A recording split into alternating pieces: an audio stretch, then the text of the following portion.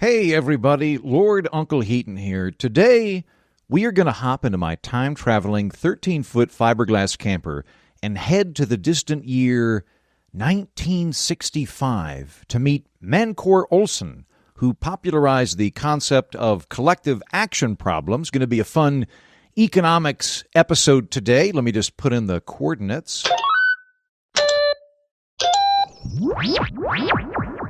Uh-oh. Okay, we just passed 1965. If you see Nixon outside the window, do not let him in. And we're accelerating. Okay, the throttle seems to be stuck. You okay, Wallace? No, Wallace, don't chew on the flux capacitor.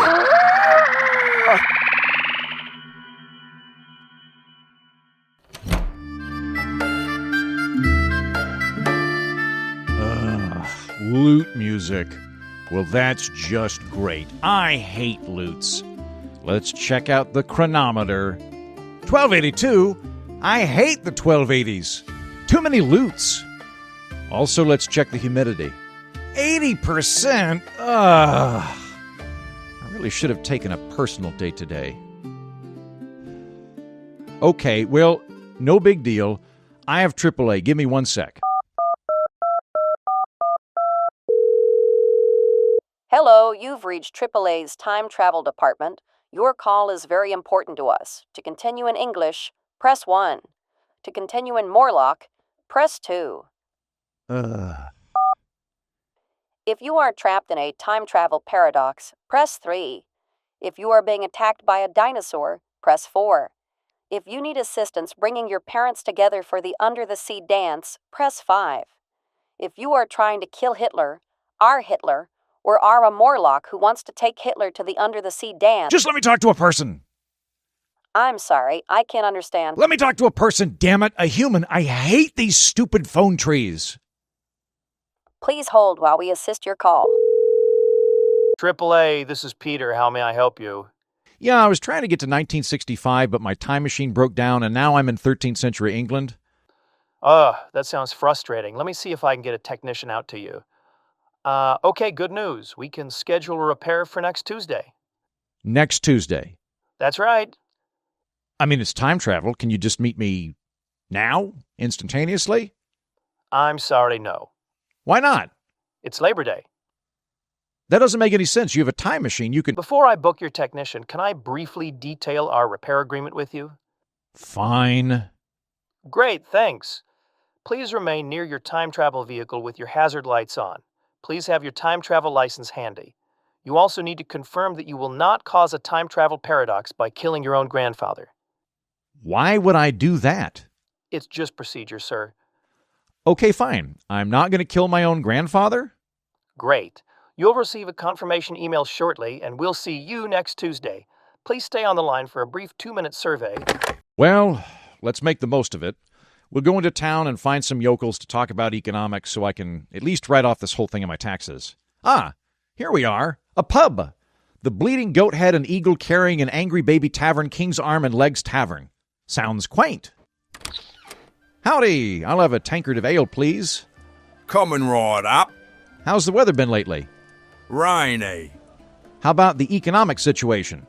I'd say it's crippling, soul-crushing poverty interspersed with onerous, back-breaking, tedious labour and fleas. Rust Belt, huh? Most people round here sleep on straw with their barn animals and are lucky to own a blanket and a stool, if that. A lot of folks are vagrants, have to sleep outside, suck the marrow out of bones they find and garbage heaps to avoid starving to death. The threat of starvation is constant. Half more families starve than I was a lad. There are thousands of people here in England who can't work because they're too malnourished, so they can't get food, so they stay malnourished. Also very rainy. Didn't I mention the rain? Yes, I think so. And what do you do, sir? I'm the town blacksmith, and as a result, also the town's dentist. But I'm doing board stuff at open mics and on weekends, so I'm hoping that'll turn into wealth and fame. Good luck with that. Okay, so you're a bartender and you're a skilled craftsman. I guess that would make you both middle class insofar as that stratum exists? I do okay. Have a trade, own my own spoon. May I see it? Sure, here you are. That's a nice spoon. So can I ask, Why do you think your community is so horribly poverty-stricken? Like, why are poor people poor? Yeah. Grade. If everyone was just less greedy, nobody would be poor. Used to be I could buy a bottle of wine for 6p. Then the merchants got greedy and upped it to 8p. That's greed, all right. Merchants are the worst. When I was a kid, you could buy a woolen tunic for $1. Now, 2 at best, probably 3. Thanks, merchants. Or whores. Brothel prices have skyrocketed of late, ain't they? Ain't that the whores up here? What they is, they's greedier than they used to be. See, what we ought to do is convince the king to put a limit on how many merchants can screw us over. Make them keep the prices low. Good idea. Fix the price of ale, bread and houses. And also horse. That's what the old king did, Henry III, the Azars of bread and ale. His Majesty stepped in and fixed the price you could charge for basic staples. Baker wants to charge twice as much for bread, fine him, put him in the pillory, or take his bread licence away. Did the size of bread and ale work? It worked great. Yeah, bread prices stayed low. Only problem was, we kept running out of bread. Would it be fair to say that most people in this era have a sin-based economic outlook? Prices go up because of greed, prices go down because of virtue? Well, yeah. And the solution, insofar as you see it, is for everyone to be less sinful, less greedy? Ideally, but since the wicked will always be amongst us, it's up to the king to suppress avarice with the law. That's why price controls on brothels are such a good idea, see? Exactly. Understanding rising prices as a function of greed and trying to outlaw greed are the predominant mental model of our era, the Dark Ages. Makes perfect sense to me. I go to Mass every day and understand everything in terms of sin and virtue. I don't even know what the alternate would be to sin-based economics. Squid-based economics? Music-based economics? I don't know. Huh. Well, where I'm from, we think of economics more like a science. Like alchemy? More like alchemy than theology, yeah. It sounds to me like here in the Middle Ages, you all think of economics as a function of sin and virtue, basically as a sub-branch of theology.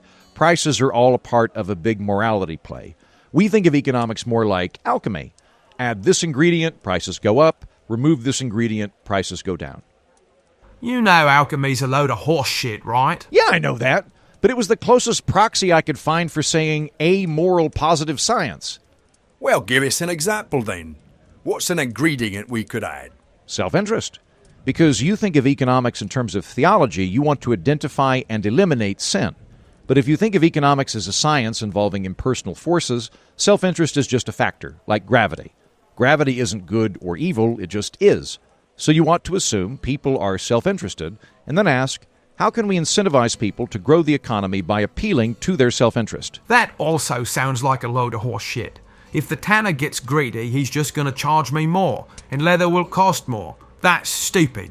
You're stupid. If you only have one tanner, but if you have multiple tanners, they'll compete with each other to get your money and lower the price. Come up with innovations to be more efficient and save costs, not because they're greedy, but the opposite, because they want to make more money for themselves. We only have one tanner in town, Ethelred, and he's an arsehole. So if he could charge whatever he wanted, why wouldn't he just charge the highest possible price? Right on. Or what if there's only one prostitute at the whorehouse, and so she keeps demanding more money, even though it's my birthday? That's a structural problem, not a moral problem. Self-interest is working the exact same, but within the context of a monopoly. You don't need less greed, you need more competition. Split up the monopoly into 2 or 3 parts to compete with each other, maybe. I don't think we'd solve much of anything by splitting Beth the tart into multiple pieces. No, we could do that. She has a peg leg, she does. Right.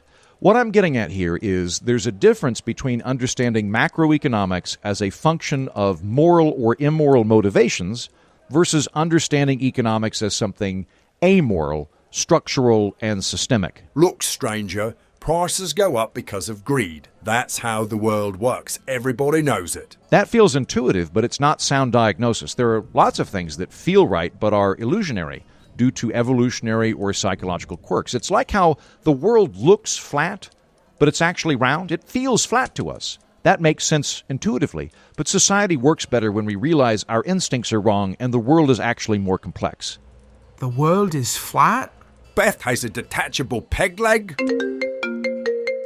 Excuse me. Hello? Hey, it's Brad with AAA. Oh, nice. You're early. I'm coming outside. Okay, I think I see you. Are you the guy in a tattered robe with a creepy bird mask? No, that's a plague doctor. I'm the skinny guy in a tweed blazer who has all his teeth. I see a friar with scurvy. Is that you? No, I'm looking right at you. The misogynist-looking guy with leprosy, he's skinny. No, I'm waving. Look to your left. The blonde elf in a hood with a bow and arrow. That's from Lord of the Rings. That's not a real thing. Stay there. I'm just going to walk over to you.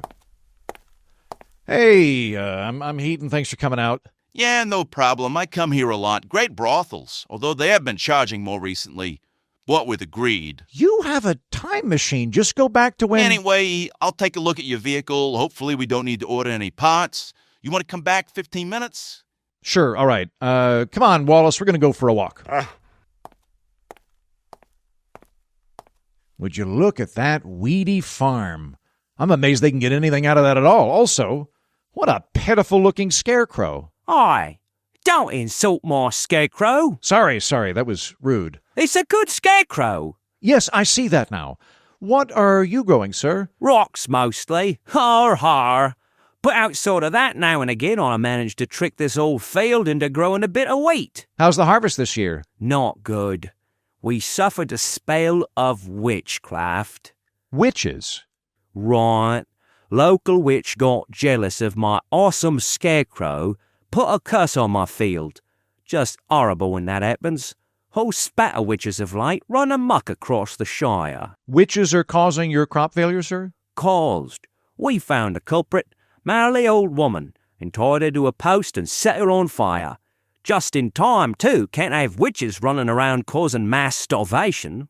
Could it have possibly been anything else? Well, God's will, I suppose, but which is more likely? That the good Lord held back rain, or that a witch cursed the field? Which has got a witch? No, I mean like systemic things, the climate cooling down, affecting crop yield, or changing patterns of precipitation, orc attacks affecting supply lines. Orcs are from Lord of the Rings. That's not a real thing. Oh, right.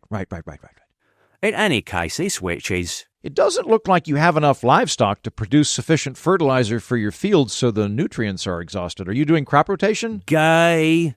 Doesn't look very fertile either. What about that stretch of land over there? That's the Duke's hunting ground. We're not allowed to farm there. What about that land? Monastery owns it. I could plant there, but I'd have to pay it back in tithes. How about, that land? Haunted. Could you drain the swamp over there? You'd have a lot more land to farm. Well, I could, but this is all common, see, which we reapportion every year. That'd be a lot of work just to enjoy the improvement for one season before somebody else gets assigned it. Okay. It sounds like you have a predatory feudal regime exacerbating an already inefficient agricultural system, and when it encounters an impersonal force like global cooling or shifting rainfall patterns or orc attacks, there's crop failure. No, it was Beth the tot sister, Deborah the vagina warlock. Real shame, too. Nice lady. We stuffed her in a barrel and drove spikes in, then kicked it down the hill, then tied her to a post and set her on fire. So I guess it was divine justice and highbrow entertainment. Would it be safe to say that people around here tend to see disasters as agentic? I don't know what that word means, and frankly, I find you a touch condescending. Hey, I said I was sorry about the scarecrow. It's a nice scarecrow. Anyway, agentic pertains to agency. As in, if something bad happens, it's because there are specific agents, people, who instigate it. Agentic thinking means there are specific personalities responsible for bad things when they happen. Like how witches cause crop failures? Absolutely. It would be fair to say that here in the Dark Ages, people attribute economic catastrophes to personal agency rather than impersonal forces or structural systems, as it were. Exactly. Spot the bad guy. Stop the bad guy. Who said that? Me, I did. The scarecrow? I'm also doing some bard work at open mics on weekends, but right now I'm mostly working as a scarecrow. Name is George. Nice to meet you, George. I'm a proponent of bad guy economics. When something goes wrong, shortages, inflation, rising prices, there's always a bad actor underneath. You solve economic problems by identifying the bad guy, then stopping the bad guy. Exactly. Spot the bad guy, stop the bad guy. As opposed to understanding economic problems as impersonal forces working within incentive structures. Exactly. I, a part-time scarecrow in the year 1282, intuitively understand economic problems as spot the bad guy, stop the bad guy. Excuse me, sorry. Hello? Hey, it's Brad with AAA. I found the problem. What was it? Your carburetor. Oh? You don't have a carburetor. You have a shoebox somebody wrote carburetor on with a magic marker. Damn, I was hoping nobody would notice that. Well, I replaced it. You should be good to go. Great, thank you. Okay, guys, I gotta take off. Enjoy the Crusades. Ta-ta. Goodbye. Okay, back on course. Let's hop in the camper and head to 1965 to meet Mancor Olson. And here we go. Uh-oh. Oh, no. I think I just ran somebody over with my camper. Hold on a second. Andy? Grandpa? Why the hell did you run me over with a time machine? I didn't mean to. Also, why are you in 1280? Time traveling. I came back here to buy Beanie Babies so I can sell them for a fortune in the future to Morlocks. We need to get you to a hospital. I can't believe you hit me with your car. You're out of the will. I didn't mean to. I'm so sorry. Also, you have a will? It's mostly Beanie Babies. I think I'm dying. Ow. Shit. I just accidentally killed my own grandfather. I did not see this coming. Yes, Wallace, I know this violates the terms of my AAA repair agreement. Okay, think. Here's what we're going to do. We'll put Grandpa's body in the back seat, wipe any fingerprints off, and then we'll just dump into the 800s. Nobody will be the wiser. Okay, I have a lot of mixed thoughts right now, but I am a professional and I have a job to do, so here we go.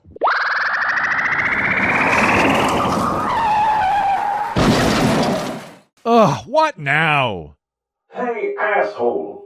Oh, nuts. It looks like I rear-ended another time traveler. Okay, everybody, just be cool. I'm going to roll down the window. Hey, sorry about that. It'll probably buff out, right? There's no reason to get insurance involved. Andy? Grandpa? Only a younger version? Younger version of what? What do you mean? Nothing. This is the first time I've ever seen you in a time travel incident. What are you doing here? Buying up Bitcoin. Bitcoin's stupid cheap in the 13th century. 3 shillings per Satoshi. Idiots. Then I take those Bitcoin and I sell it to Morlocks for Dogecoins. Morlocks are retarded, which I can say in whatever era I'm hailing from. How can they make Bitcoin before computers? Then I come back here to spend the Dogecoin at brothels.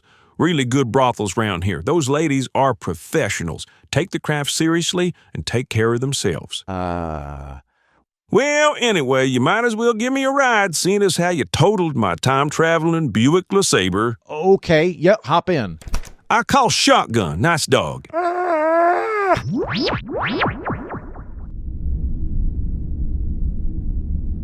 So, hi, good to see you, Grandpa. I'm heading to 1965 to interview an economist. Are you on the way? Can I drop you off somewhere? Just drop me off at any Hooters between 1988 and 1995. After that, I have some bench warrants out for speeding tickets. Sure. Okay. Cute dog. That's Wallace. He's legally Latvian. This is a long way from 1965. What are you up to? You nailing Beth the Tart? God, Grandpa, gross. No. Oh, that's how we're going to play it? Like we never go trawling for medieval strange? Fine. We're all saints here. Look, basically, my time machine malfunctioned and I came back here by mistake, but I snagged some interviews so I can try to squeeze a podcast episode out about how people in the Dark Ages think about economics. You didn't just interview a bunch of yokels so you could make straw man arguments against whatever economics piss you off, did you? No. because you were literally arguing with a scarecrow earlier. Well, that's a coincidence. Well, sounds like you're about to crank out a real condescend and whack you over the head with neoclassical economics kind of episode. What did you do, talk to barflies about sin-based economics and blow their minds with some Adam Smith quotes? Well, it was a bit more sophisticated than that, actually. And we learned two valuable things. In the Dark Ages, people understood economics as a subset of theology in terms of virtue and vice. And they were also agentic rather than systemic in their thinking. See, here's what you need to do.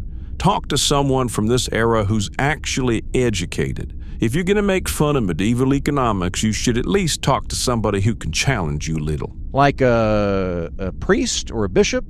Well, I was thinking Beth the Tart. She's pretty smart, but sure, a priest would work.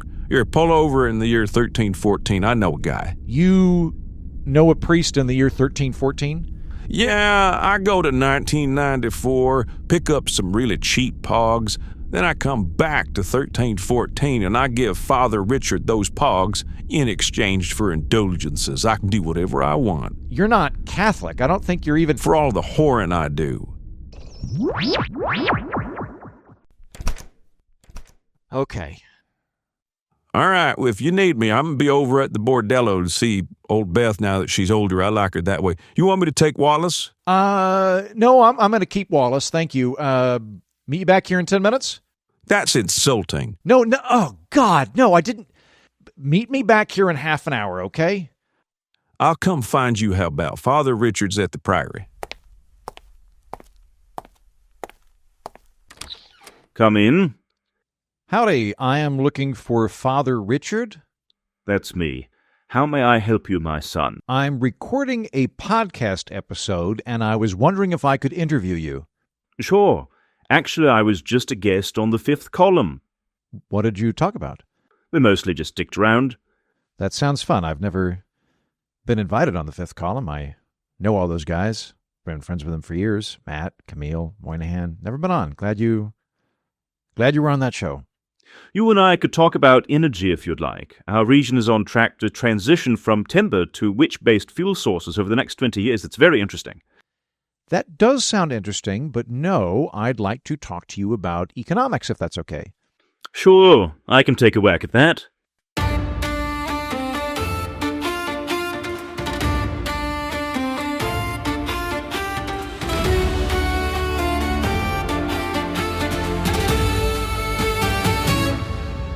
Hello and welcome to the Political Orphanage, a home for plucky misfits and time travelers. I'm your host, Andrew Heaton. My guest today is Father Richard Kirby, who is the prior of Whitby Abbey, and before that was the sacrist at St. Mungo's. Hello, Father Richard. A pleasure to be here. Okay, so what I'm looking to do this episode is get a feel for how people in the Middle Ages think about economics and how that differs from my own. Happy to help. Here's what I've got so far. Dark Age thinking was highly moralistic and agentic when it came to economics. If there's a bad situation, there must be bad actors precipitating it. Bad guy economics. Spot the bad guy, stop the bad guy.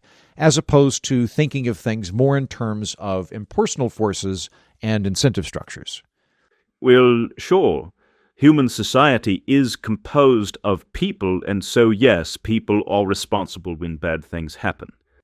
My main thesis, though, is that medieval economics is sin-based economics.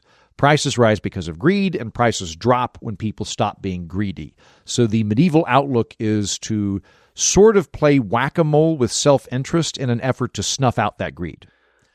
I don't think that that's entirely inaccurate, but it is very reductive.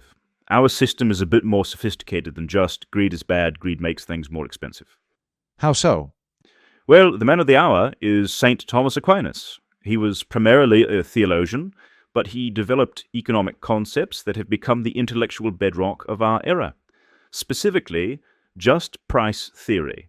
Aquinas would agree with you, Heaton, that there are lots of factors at work in an economy besides virtues and vice. The fertility of the land, the size of the population, if war has restricted access to raw materials or trade routes.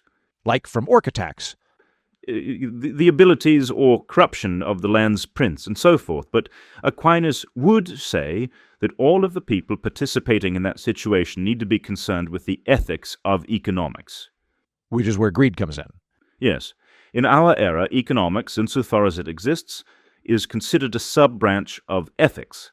Just price theory is centered around the idea of economic justice, that when you sell something, the price should reflect the cost to you plus a modest fee for your labor, but no more. It is immoral to charge people in excess of that. To do so is to exploit the buyer. So like a 2% profit margin would be okay? Yes, I should think so, but if you charged enough to make, say, 20% in profit, that would be predatory.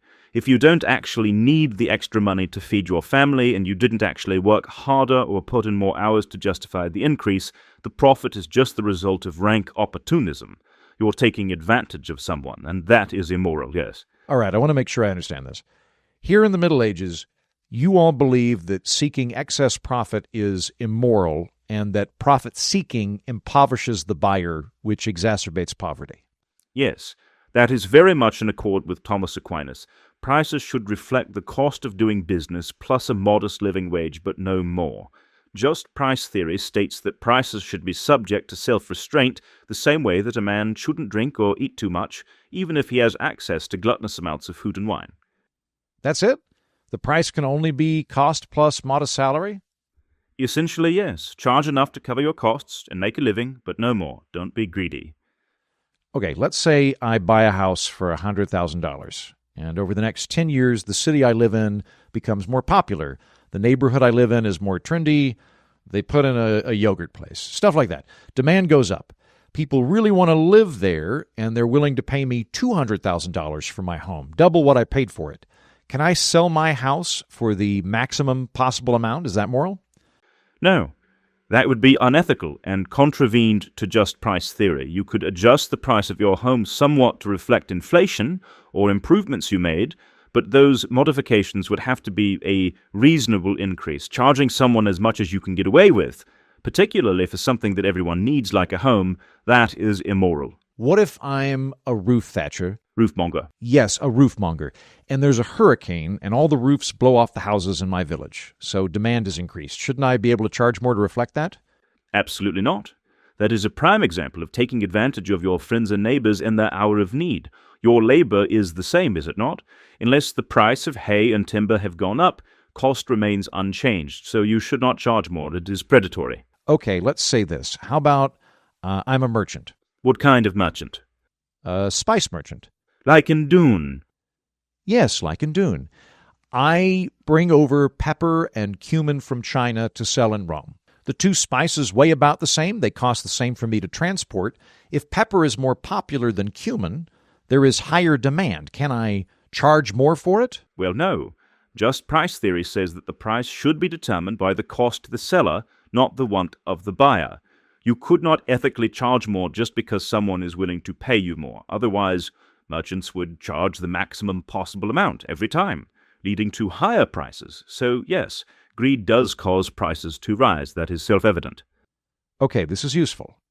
You all are big on just price theory. You should only charge enough to cover your bases, no more. All profit is suspect and excessive profit is immoral. Whereas in my era, we understand things in terms of supply and demand. I'm unfamiliar with that. Supply and demand is the idea that the price of something is the relationship of how much there is and how much people want it. So if everybody wants something... Like Pogs? Yeah, like Pogs. I love Pogs. Right, yes. So if everybody wants Pogs, but there are very few Pogs, there's high demand and a low supply, and that will command a high price. Whereas if there's a lot of something, like lutes, and not a lot of people like lutes because lutes are stupid and irritating, there's a high supply and low demand, so lutes will command a lower price. Well, that sounds predatory. See, okay, I think this is the big difference between medieval economics and modern economics. You're preoccupied with moral input, whereas we're focused on the outcome. With spice, if I charge more for pepper than cumin, on the next trip, I will bring back more pepper because it's more profitable. So people will end up getting more of what they want, pepper. If I make a good profit, I'll hire additional people from my next trip to lug back even more pepper so I can make even more money. Other merchants will then see how well I'm doing, and they'll make their own trips to China to buy pepper so that they can become rich. So the profit acts as a signaling mechanism which increases the supply of available pepper.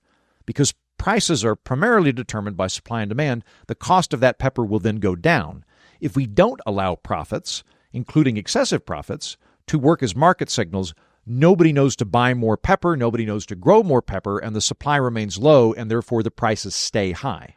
I agree that the profit motive will compel more merchants to sell more pepper. The supply will increase, but left to their own, merchants will charge the highest price they can get away with. They won't lower prices unless they're forced to. Prices will inevitably go as high as the market will bear. Yes, merchants will sell at however high of a price they can get away with, but if there are a lot of merchants, they compete with each other. If I can lure another merchant's customers away from him by underselling him, I make more money even though I've lowered my prices. Meanwhile, he's going to try to figure out how to undersell me.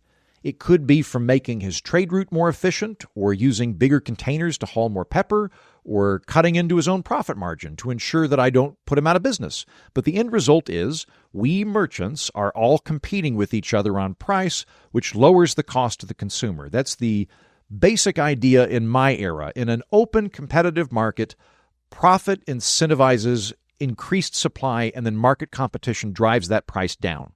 Assuming that the merchants don't form a conspiracy to sell pepper at a fixed price? Yes, I will concede that that is a possibility. If they did that, if they engaged in price fixing, I would then be fine with a king roughing them up. I acknowledge the need for the state to police anti-competitive collusion in order to have functional markets. It's not an if, it's a when. Businessmen, as a breed, are driven by avarice. Anyone whose business is to make money, rather than to modestly earn a living, is in the business of making money. Yeah, I guess I'm just not that bothered by somebody doing a job because they want to make a lot of money. A roofmonger repairs roofs to make a living and feed his family, and that is fine. Most people are like that. Merchants just want to make money.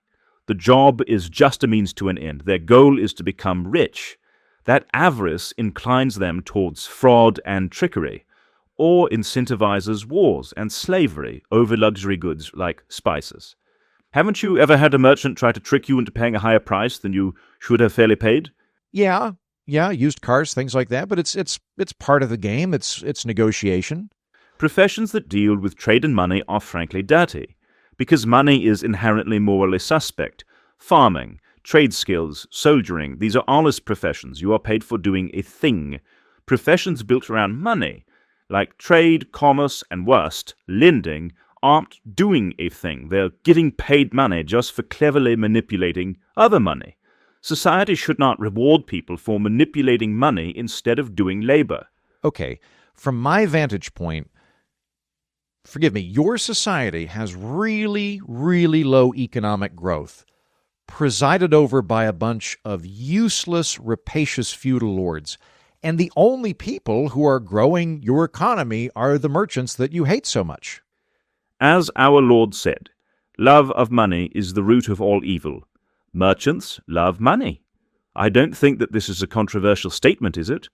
Society has known about the materialism of merchants since time immemorial, well before Thomas Aquinas.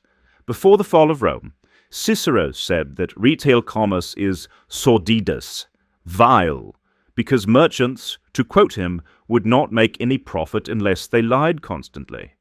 The great Aristotle wrote, "In the city that is the most finely governed, the citizens should not live a vulgar or merchant's way of life, for this sort of life is ignoble and contrary to virtue." And in the Republic, Plato's ideal society is one in which ruling guardians don't even own private property, so that society does not tear itself apart fighting over who owns what. The great Plato himself, the bedrock of Western intellectualism, said only non-citizens would be allowed to indulge in commerce, and citizens who defy that order to become a merchant should be thrown in jail for bringing shame to his family. Okay. Would it be fair to say that the medieval mindset is deeply suspicious of commerce, trade, and merchants? Yes, that is absolutely a fair statement to make. We are deeply distrustful of merchants, and that is a continuation of all ancient thought. Well, I'm not. If merchants and businessmen want to get rich by giving me more goods and services, that seems like a pretty positive situation for us. If they get rewarded for providing value, that's terrific.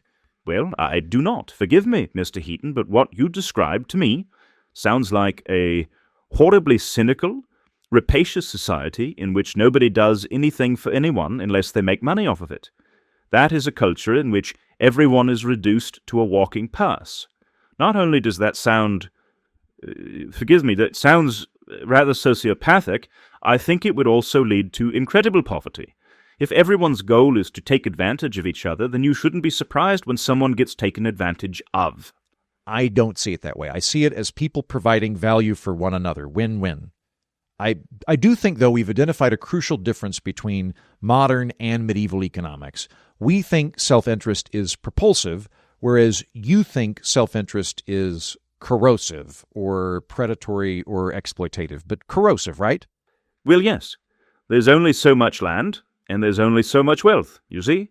If you take an unusually large piece of the pie, it comes at the expense of your fellow man. They get less pie. That is why it is imperative to not be greedy, to leave pie for everyone else. You know, I'll concede this little bit.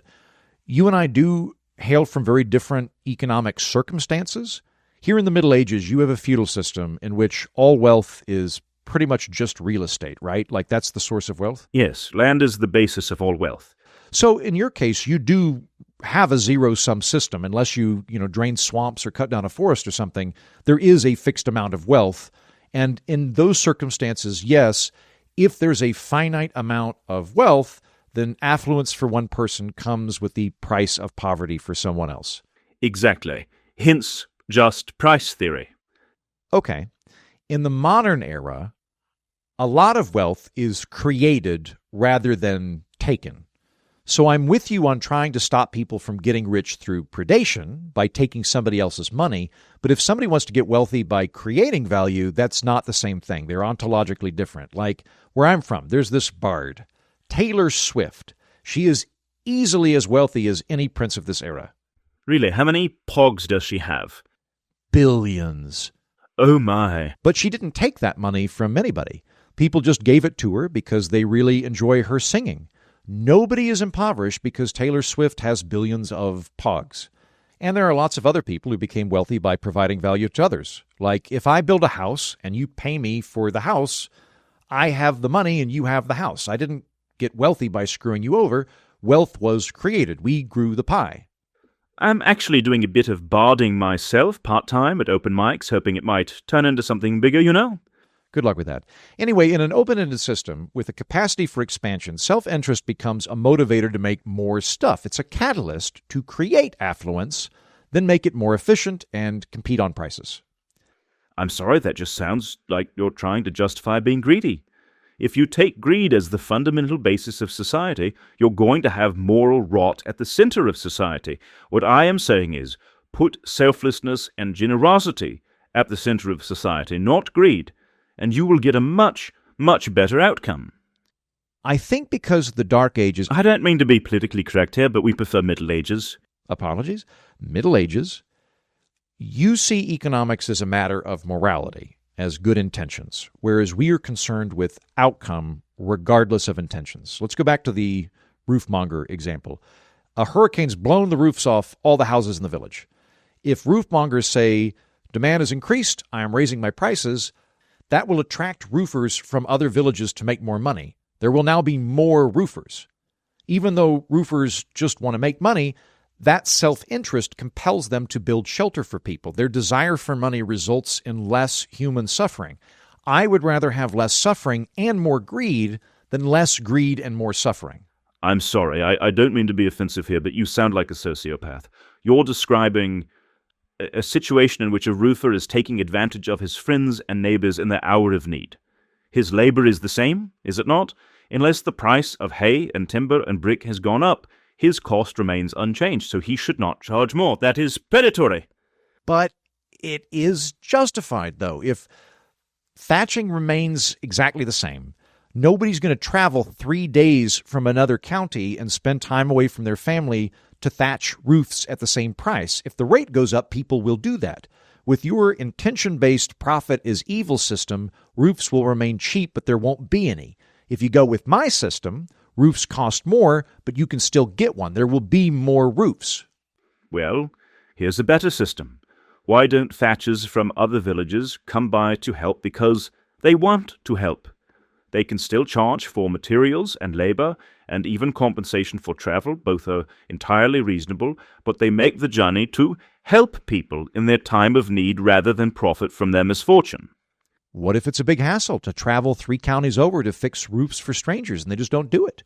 Whereas if they can get more money, the hassle's worth it to them. And if they can't, they won't bother. But wouldn't an economy where people do things out of compassion and altruism be better than an economy based on tricking each other into doing good things through legalized bribery? Sure. Yeah, that would. It would.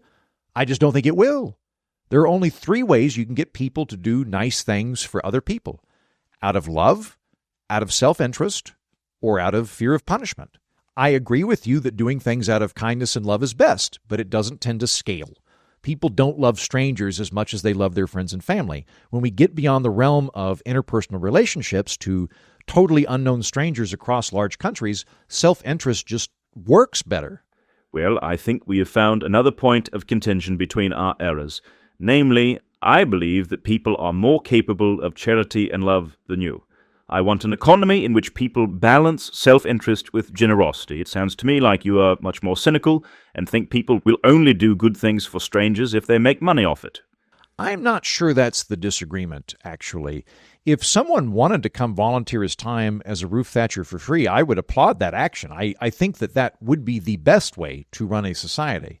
Our greatest king, Jimmy Carter, lost his crown to St. Reagan, and then after that mostly just taught Bible study and built houses for poor people. It was very laudable. I think society should absolutely promote and praise altruism, and there should be more charity and generosity and all of that. I'm not saying we should exclusively rely on profit motives, but let's flip this around.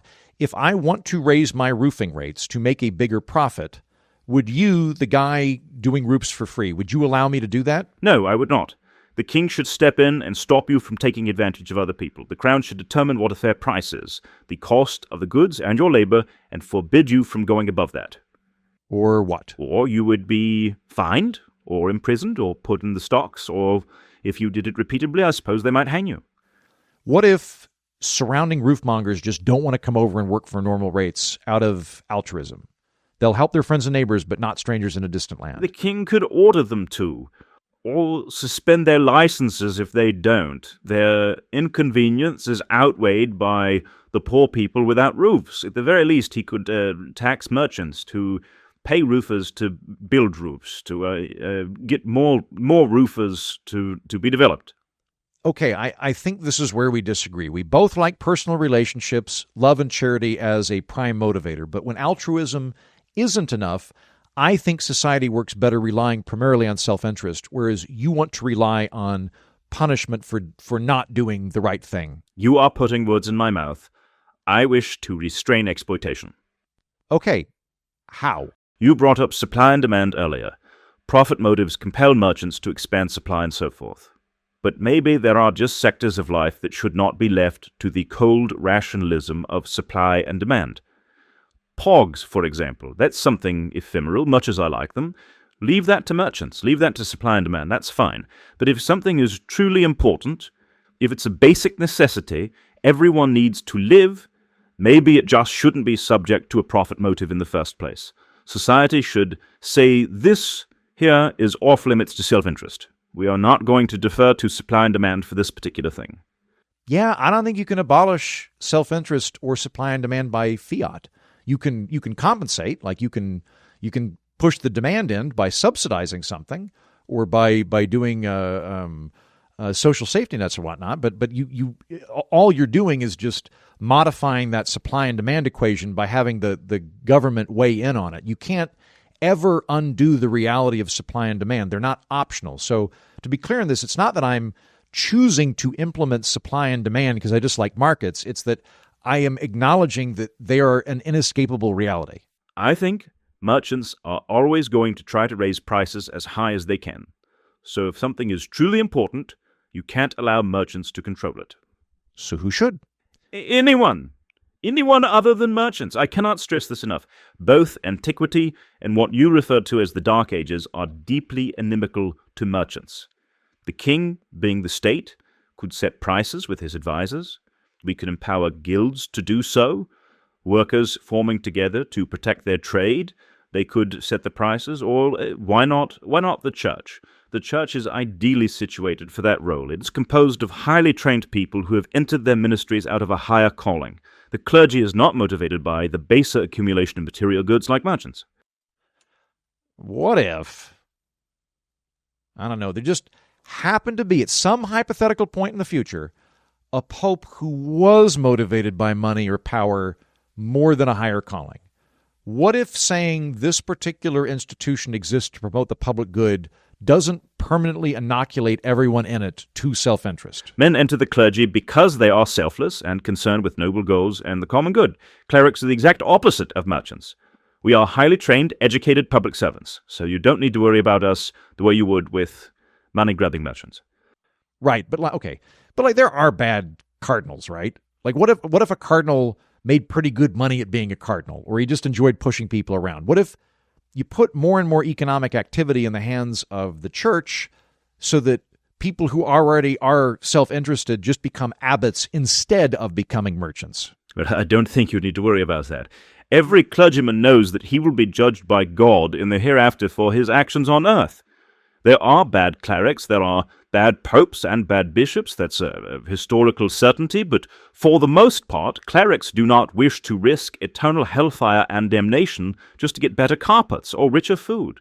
No, I don't think we need to worry about an institution of highly trained public servants explicitly called for the benefit of society to succumb to self-interest or corruption. That would be absurd.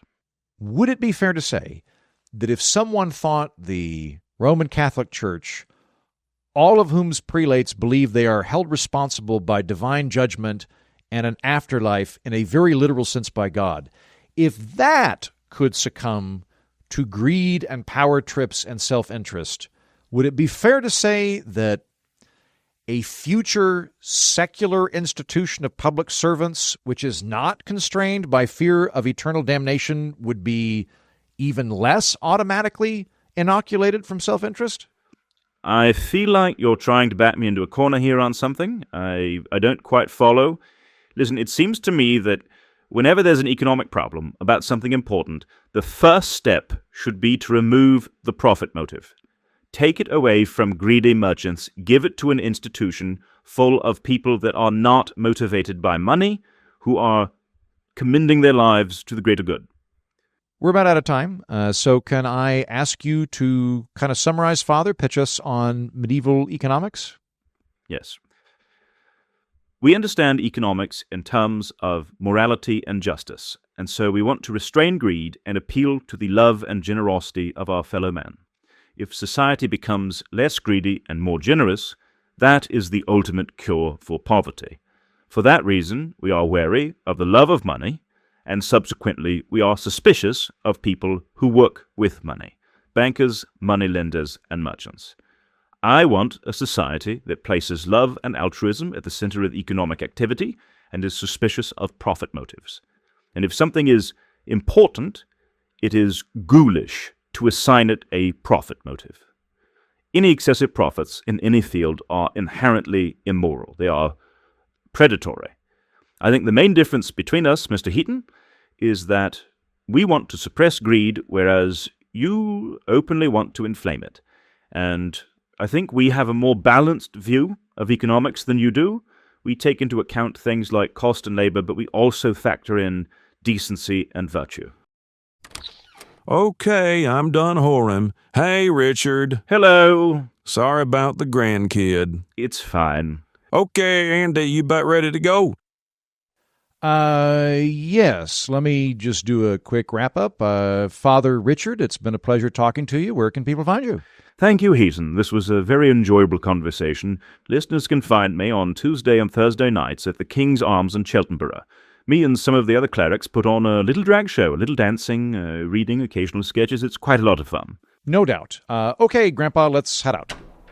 Hop in, Wallace. We're going back to the present. But first...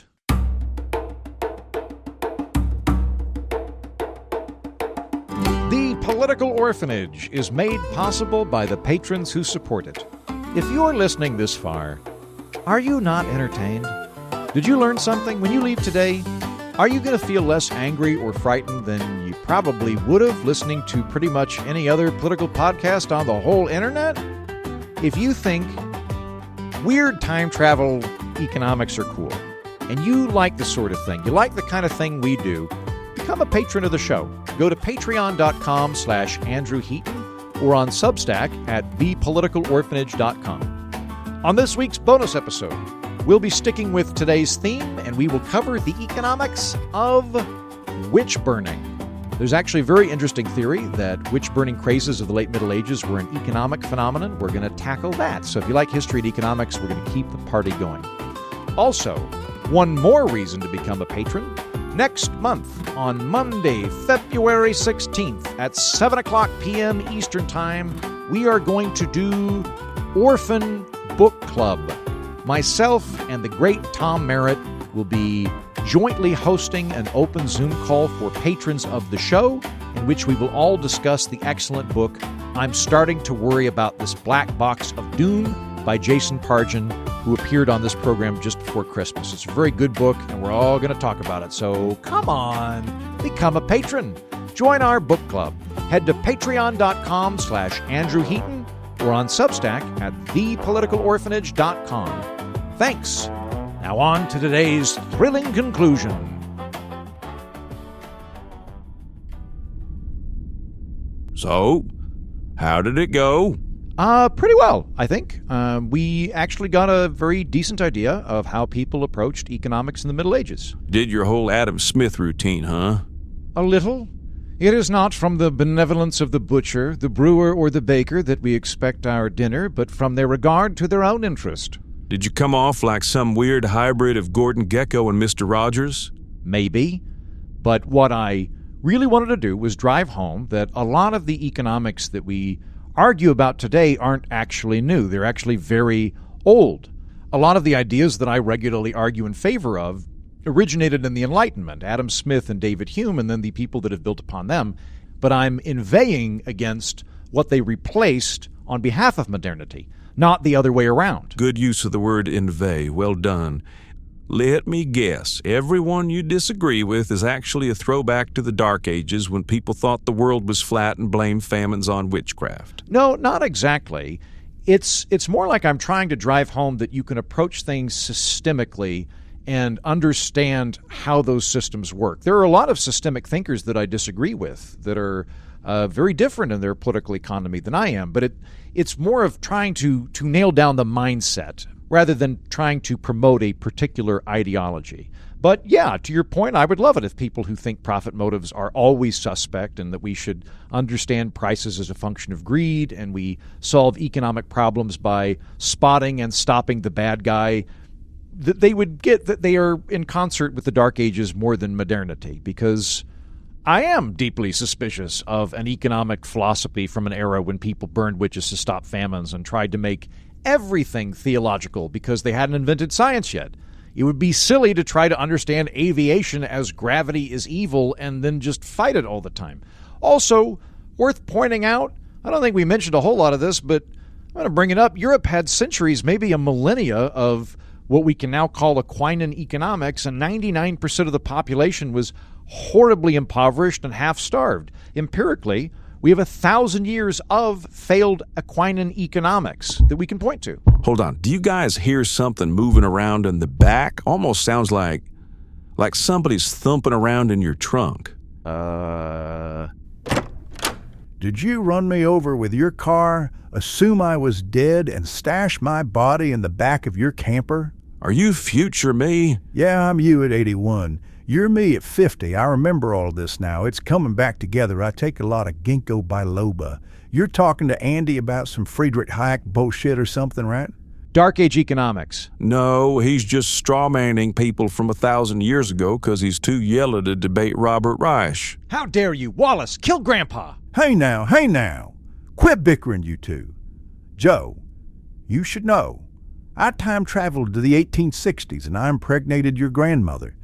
Then I went to the 20th century and I impregnated Andy's grandmother. You shouldn't be fighting because it turns out you're cousins. Huh. So we were family all along. Sorry, Andy. What? What is happening? Well, I think my work here is done. Andy, can you drop me off in the year 2347? It's Morlock night at Snuffy's. All right. Everybody buckle up.